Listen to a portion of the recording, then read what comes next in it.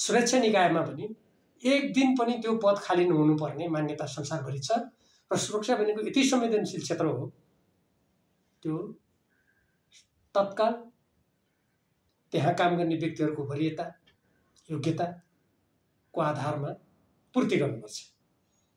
नेपाल प्रहरी हेर्नुस्, सशस्त्र प्रहरी हेर्नुस्, त्यहाँ कयौं दिनदेखि कयौं पदहरू रिक्त छन् र कतिपय मानिसहरूलाई आफू अगाडि आउनुको लागि हाम्रो चलन चल्तीको भाषामा चलखेल गर्ने समय उद्देश्यमूलक किसिमले दिइएको देखिन्छ।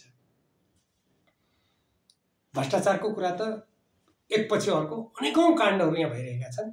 आफूलाई मन लागेको व्यक्तिलाई बयानै नलिकन मुद्दा बुझाइदिने, आफूलाई रिस उठेको व्यक्तिलाई नभएको राह पनि लगेर हाल्ने, यस्ता खालका गतिविधि हामीले देखेका छौँ जो कानुनी शासनको विपरीत छन्। त्यसकारण यस्ता खालका गतिविधिको कारणले गर्दा अघि तपाईले जुन मलाई सोध्नुभयो यो स्थितिको सिर्जना भएको हो। यो कसैले बनाइदिएको होइन, कसैले उद्देश्यमूलक ढङ्गले स्थिति बनाइदिएर उहाँहरूलाई बदनाम गर्न खोजेको होइन कि उहाँहरूका क्रियाकलापहरूले स्वयं जनतामा त्यो प्रकारको धारणा विकसित भएको हो। जनताको आक्रोश निराशा त्यसकारण अहिले दिनदिनै बढिरहेको हो। विकसित हुँदै गएपछि फरक मतलाई सहन नगर्ने, आलोचना सुन्न नचाहने, तथ्य सत्य कुरा कसैले औल्याएको देख्न नचाहने, उहाँको त्यो चरित्रको उपज एउटा त्यो हो। दोस्रो, उहाँलाई खुसी पारेर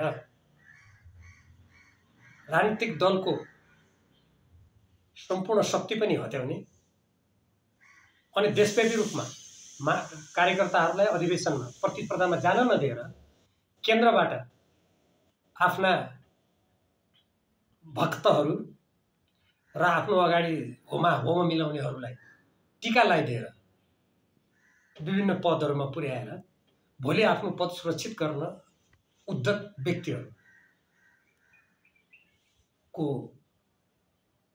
गतिविधि यसरी पार्टीमा आफ्ना दृष्टिकोण राख्नेहरूलाई प्रहार गर्नुको मूल कारण हो।